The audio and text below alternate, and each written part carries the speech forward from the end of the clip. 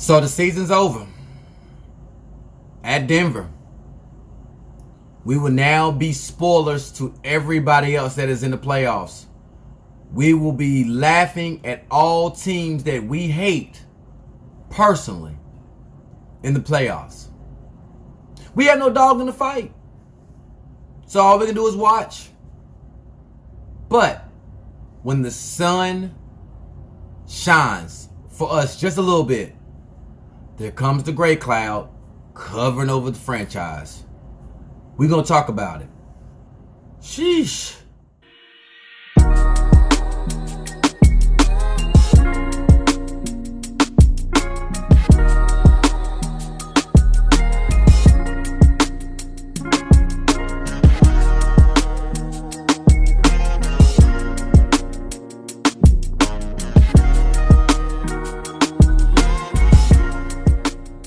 What's up, Laker fans? You already know who it is.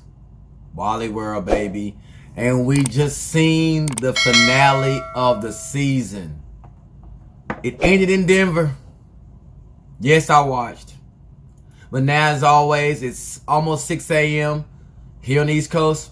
And I got a day job. So we're going to talk a little bit about Laker basketball as I work and try to help the community with the work that I do. Early this morning. So if you guys were not paying any attention, you would see that the Lakers pulled it out. Down 17. The young guys didn't quit. Didn't quit at all. Could have easily folded in the towel and said, you know what, the season's over. Why not just go ahead and wrap it up on the bow? As long as I got my numbers, we should be fine and hopefully I can get on the team. But no, that's not what they did. They did what young players do. That is keep playing. They did not fold. They did not give up. Instead, they just stuck with the coach's system, stuck with the belief that they could come back, took it into overtime, finished the game on a high note for the season. They got a 2-game winning streak. Austin Reeves did things that a lot of people on this team did not expect him to do. They didn't know that he had this. They didn't know that he can get the points, the rebounds, the assists. They didn't know it. Malik Monk again, a 40-piece. Yes, these were backups on backups, role players on role players, but you've seen that the younger guys actually have game. Who would have knew? We wouldn't have known because our veterans do not know how, as I've said before, know how to play within younger guys. They want things to suit them, and it shows when the ball moves. When the ball moves, you actually see talent. You actually see guys getting rhythm. Wayne Ellington got in rhythm. The ball moves. See, instead of us always just wanting to ship out people and what can we do, again, we have to start seeing guys. And I'm telling you right now, I seen the game and the team in a different light. The last game of the season, how can I see the team in a different light when most of you probably don't care? What? Bro, what are you talking about, man? Let me help you with that. What I realize is Austin Reeves is an actual damn good player. I realize that he's actually better than Alex Caruso. No, I've been knew he was better than Alex Caruso. But his skill set is making the Alex Caruso believers now say, whoa, we might have gotten a steal here. It's not really about consistency. It's about allowing me to play my game. Now, remember I told you guys about rhythm. If you ask a dump truck to be a taxi, it's not going to perform well. Well, now you're seeing that they're allowing the dump truck to actually be a dump truck. There's no pressure. There's no LeBron over your shoulder trying to tell you what to do on the court to make your eyes do this much. Remember when Austin Reeves did that earlier? You now can just play freely. You don't feel like you're making any mistakes. And if you do, you know how to get it back on defense. Malik Monk realized, I got the green light. Hey, I can shoot when I have a free shot. I don't have to worry about a veteran doing this every time I miss. I don't have to worry about a bad pass and my leader doesn't run back down the court to help me on defense. I don't have to worry about that. When I make a turnover, the rest of the guys are running back. Did you see the effort on defense? Do y'all remember me using the word effort? This is all you need in the NBA. You need young legs. You need a mindset. You need effort. You need defensive mind. You may not be the great IQ-wise, but at least show that you can at least keep a person in front of you and allow the team to help you. Well, look at the guys that were all sitting on the bench not playing this game. Carmelo Anthony, we know he doesn't play D. LeBron James is lacking on D. Anthony Davis is not on the floor long enough to play defense. I mean, what more else? Dwight Howard will play defense, but he just decided to, hit this one out. And you've seen a lot of backup guys and role guys playing their hearts out with not a care in the world. That's having fun playing basketball. Now, the guys that were still sitting on the bench, and of course, LeBron didn't show up for his team in the last game. Thank you.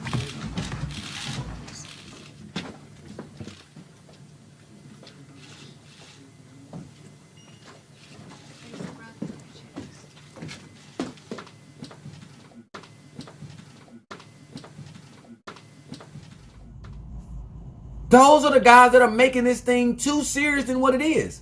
These teams that are still on playoff runs right now are having a ball. They're loving basketball. We're the only team that makes it so serious, and the fans too, make it so serious. Oh my God, what are we going to do? Panic mode, panic mode, panic mode. We're the only ones, and the rest of these teams are having fun. And when you have fun at what you do, the game comes easy. I just want to give I told you so's to a lot of people that I told you so. I told you earlier when a lot of people say, who is this Austin Reeves? I told you, he's pretty good. Give him a chance. I guarantee you he'll be better than Alex Caruso. You'll forget about Alex Caruso after he's done. And a lot of you have forgot about Alex Caruso. Because Alex Caruso is not showing anything in Chicago. Besides injuries, next to Lonzo. I distinctly told you guys to wait. See, because you have to watch people way before they come to the Lakers. You have to watch them in college. Watch them in the summer league. A lot of those guys that you've seen tonight, well, last night, was summer league guys. You realize that McClung is still not ready yet. You see why he went to the summer league. You see why he went to the G League. He's still not ready yet. He has athleticism. He's more of Caruso than Austin Reeves. Believe it or not. But no one wants to admit that because he doesn't have the headband. Maybe that's what it is. But actually, McClung is more beginning Caruso than anybody else. That's a bet. But Reeves is an all-around guy. I couldn't pinpoint a guy that he reminds me of. But he's a guy that just gets the job done. So I think he stays. Of course he stays. And of course he will not be in the summer league. They should not even play him in the summer league because he should have a piece on this Lakers organization, this roster. Make him and THT battle it out for playing time next season.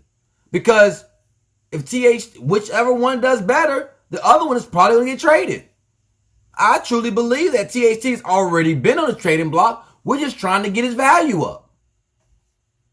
He just made it worse for himself. Letting Austin Reeves go from beginning to end, but we still have to keep this in mind. It's still a sophomore wall. Every player has a sophomore wall. And we have to see when teams now know what Austin Reeves wants to do, how he wants to do it, game plans against it, and let's see if he can work out of it in this game because he may slump like THT. Meanwhile, THT comes out of sophomore slump and be ready to pop.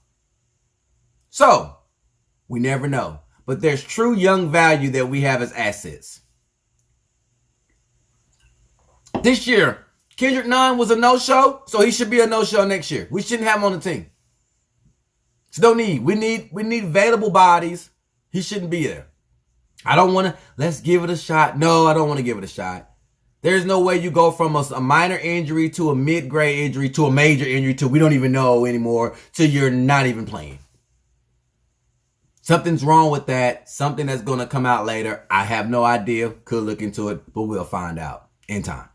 But there's no way a bone bruise turns into a whole year thing. Sorry, not sorry. There's something bigger than that. To all of your veterans, you now understand that you need to have younger talent. Look at your Memphis Grizzlies. Look at your Phoenix squad. Look at all the guys around you that you wish right now that you was. Hey, I said the only way this team was going to be successful is if they actually bond together and make this as a one-unit machine, and they didn't, and they showed their age. Period. Can't play back-to-back games. A lot of nagging injuries for old guys. That's around my age. I am actually 38. Probably don't look it, but definitely feel it. And I understand that back-to-back games at the YMCA is a difficult thing. Oh. Just the thought of just feeling, I just started just grabbing body parts. So I can imagine when you've had that much body wear and tear, I can imagine to you that it probably takes a toll. So hopefully now this new run that the organization realizes that we need younger guys that are ready to rock and roll. And if you are going to give up guys like the Russ Westbrooks of the world and all of those guys, and to release the Carmelo Anthony and to possibly get rid of the Dwight Howard, because we all know Anthony Davis and LeBron James will be here for at least one more season together. But you got to put guys that are young around them, ready to run and do the things, as I mentioned, that those two guys do not want to do. To be honest with you, I truly think that you now have to get a coach that is willing to look at LeBron and AD in their face and say, you're the leader, make it happen. You are the stars, get this team in line. Truly. Now for the ones that are saying, we need Mark Jackson, I would love him. Oh, I would love Mark Jackson. But this team mentally is not strong enough with the two stars to have Mark Jackson. If you think that they quit on Frank Vogel, they will instantly quit on Mark Jackson and his old school way of coaching. Yes, they may respect him at the beginning, but as time goes along, and a guy like Mark Jackson will make LeBron James do things that LeBron James has never had to do almost in his whole career for the benefit of the team, LeBron James will head out. He will mentally tap out. So will Anthony Davis, who will follow LeBron James, because we do know Anthony Davis is seeming like a counterpart to LeBron James. We'll leave it like that. Anything LeBron does, so does AD. Ow, I'm hurt. LeBron's out. So am I, AD. Not here to judge. I'm just telling you what I see. So there are two peas in a pod. So if one doesn't like it, the other one doesn't. Those two didn't like it, went for Russ, and they both wanted Russ gone. We understand that. Now, I've already told you on these episodes before, Russ is going to have a great career. He's going to have a great season next year with someone else.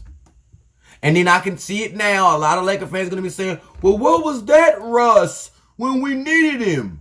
What was that Russ? And I'm not here to say that Russ is a fit here, because he's not. No, he's not. But I guarantee you, when you allow Russ to do what Russ is supposed to do, as they started to do towards the end of the year, which was too late, they will now see, dang. And I know what it's going to be. You guys just don't want to mention it, but you're going to look back and be like, all right, now who's the next scapegoat? So now you're going to have no Frank. You're going to have no Russ. And now you're going to have to look at it the way I'm looking at it. You're going to have to look at your two stars. And what a fine way to look at your two stars when one is going to be almost close to 40. And you're going to say, but he's that age now. No, he just averaged 30 points a game this year. I told you guys, you've seen it already with the decline of Kobe Bryant. And everybody said, not the king. Yes, the king will, because we know Father Time is undefeated. And you will be stuck seeing those same old school ways. It's just like we love our parents, but we understand our parents are in their own way. They senile in the way of what they believe and what they like to do in routine. And so does LeBron in 20 years. So, here we are. We're now just crossing our fingers hoping that Anthony Davis can at least stay healthy for at least 55 games. Right? Because a lot of you want Anthony Davis to be gone or want to be traded too. So we got to keep him on the floor in order for him to be traded for actual access, huh? We have to prove to another team that he's actually healthy enough to at least stay around for 60 games. Now, see, a lot of you, Chicago. Well, Chicago is already dealing with Alonzo Ball with injuries they just picked up, or Caruso that's been out. Kobe White. What more you need? Zach LaVine's been out, so we thought I want Anthony Davis now? Make it make sense. So we need these guys to be healthy. Anthony Davis should be putting in the work as of today. Calling LeBron and saying, whatever you do to keep your body in point, I need to get all of them. I need the chef. I need the trainer. I need the tub guy. I need all that. I need the holistic doctor. Whatever you use. I need that. I need to purchase that. I need to put $1 million in my body too. That's the only way it's going to work. And Anthony Davis needs to learn how to balance himself on the court. Anthony Davis is on the ground more than the cleaning crew that cleans the sweat off the floor. For every jump shot, for every fadeaway, for every putback, for everything. He needs to learn how to fall. And it's sad. I know a lot of you are saying, what do you mean learn how to fall? But trust me, some people go to actual places doing like karate, doing taekwondo, doing those things like that to learn how to fall on the floor. People really don't know how to fall. Trust me. There are NBA players that have done that. And so does Anthony Davis need to learn that as well. Or keep yourself upright when you're shooting shots. Anthony Davis gives me this vibe of, you know how we used to do when we used to like 3, 2, 1, and we got the ball in the house and we fall on the couch and Kobe and we fall over. That's Anthony Davis almost every jump shot. He's on the floor. And at that body and at that type of frailness, fragile, he can't be on the floor that much. He's the biggest big man I've seen on the floor more than anybody. Thus, those create injuries. Now, of course, the injuries that he has been freak injuries, rolling over people's ankles. Wear high tops. Not here for that. We all know low tops are not it for big men anyway. Kevin Durant even has mid drifts on. But I guess we don't need to worry about fashion. We need to worry about protection at this point. So with all that being said and done, we get a win. We get guys to hustle. We're enjoying it. And before Frank Vogel can wrap up the season and talk to the guys, Woj comes out and tells the world the Lakers are already going to fire him before he's even fired. He's literally with Laker paraphernalia on, telling them a great way to have a back-to-back win at the end of the season, how he's encouraged for the young guys who fought hard and listened to him and paid attention. And they come out and say, hey, well, it's already been confirmed that you're going to be fired. Listen, I know a lot of you wanting Frank to be gone. And I think that Frank even understood that he'll be gone. But what you never want to hear, no one, when it comes to somebody's livelihood and career, that you're fired before you even acknowledged. That was a classless and tasteless way for the Laker organization. That was a stain on our psyche and our prestigeness and our class. It put a stain because the Laker organization up top, that was the wrong way to allow that to leak out. After a win, his livelihood is going to change. His family is going to change. He's still a human being, and he got you a championship to tie. The least you could do is allow him to talk to you today instead of finding out yesterday that he's already fired. What kind of meeting you think that's going to be when he shows up? When the phone call, I wouldn't answer it. I already know I'm fired. That's a bad way to look. And a lot of you are so pumped for Vogel to go, which I think that it was his time to leave as well. The lineups wasn't right. He didn't know how to really coach this team. The injuries did hurt a lot, but a lot of situations were not really that great. But, and it's a hard team to coach when you have that much stuff going on. Understand it. But if you don't believe that these coaches are like unions and that they talk to other coaches outside the season, that's going to make it hard for the next coach to come in and want to coach this team and want to believe in the Laker organization. Let's do a run back. We're the same ones that had a chance to get Tyronn Lue, who was a Laker, and we tried to shortchange him. The same ones that we allowed Jason Kidd to go to Dallas, who's looking better, and now we're at a point now where we just pretty much play Frank Vogel in his face in front of media a day before he ultimately gets fired. The new coaches are not going to want that. Coaches talk to other coaches. It's a brotherhood with that. So all the coaches that you're looking for, they just seen that on TV and they are disgusted saying, would you want to be in that? Would you want to be fired before you're fired and the whole world knows? Just think about it. We've blackballed Russ, we've blackballed me all year, and I'm going to get fired before I know I'm fired, and I've never talked to anybody. Just look at the face of Frank Vogel when he hears that he's been fired. Frank, right at the end of the game, Adrian Wojnarowski tweeted that the Lakers are going to be firing you, a decision they'll let you know tomorrow. Have you communicated with the front office at all about your future? And I guess what's your reaction to hearing that? My reaction is I haven't been told. And I'm going to enjoy tonight's game, celebrate what these young guys did in terms of scratching the claw and getting back in this game, getting a W. And, we'll deal with tomorrow. Did that get back to you before you walked in this room? Yes. Did that affect? I'm going to enjoy tonight's game and what our guys did tonight and the way we finished out this season.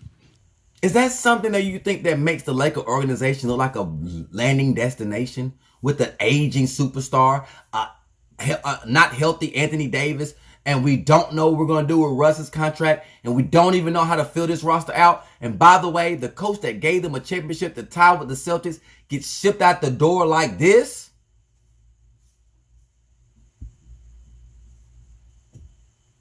This is where Laker fans being spoiled, we have to be realistic. Would you want your job to do you that way? No matter how great or how bad you were. Would you want dignity on the way out? It didn't look good for us. I didn't like how the way it looked. And it's almost embarrassing. We already had an embarrassing season.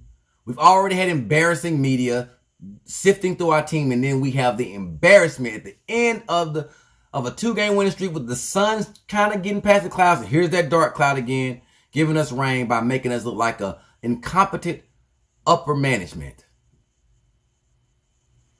We've allowed players to try to dictate who should be on this team. We've given too much rap for that.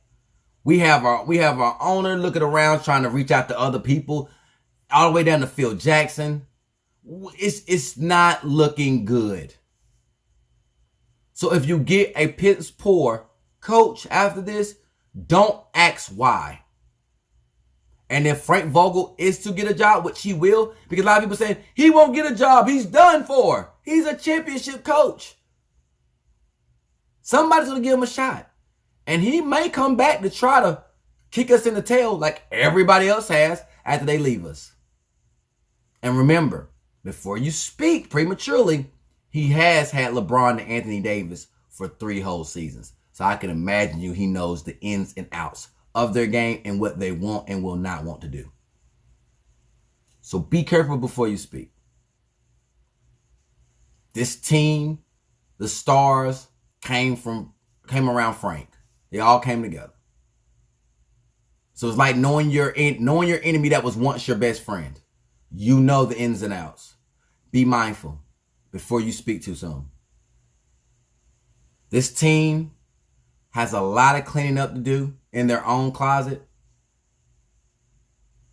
And we need to do it at a time where we're being patient and sift through this thing carefully. Don't speedball it. Don't rush. Just take our time, because at the end of the day, LeBron's time is getting shorter, and so is AD. It's not going to get any longer. So take your time and make sure that if you're going to do the last run or the last dance, you want to make sure that you got the right pieces in order to do the last dance. Because I promise you, if it has a bad season next year again, you know LeBron's leaving. We know that. And we know Anthony Davis probably wants to head out right behind him. And then you're back to the days of number 2 picks and number 3 picks all over again. But the only difference is we don't have any for a long time. So let's make sure we do it correctly this time. And on that note, La La Laker out. Give me my theme music.